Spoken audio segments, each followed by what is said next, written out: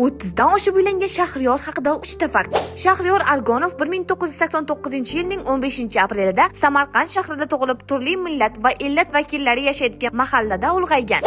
Shahriyor xonandalikdan tashqari filmlarda ham rol o'ynagan. Xonanda ishtirokidagi Bo'rilar, Tashlandiq filmlari tomoshabinlar tomonidan ijobiy kutib olingan. Shahriyor nafaqat Toshkent, balki Samarqand to'ylarining eng talabgir xonandalaridan biri. U poytaxtdagi to'ylarda bir rovga $600 evaziga xizmat qiladi. Samarqand shahrida esa 1 soatlik xizmati $4,500 baholangan.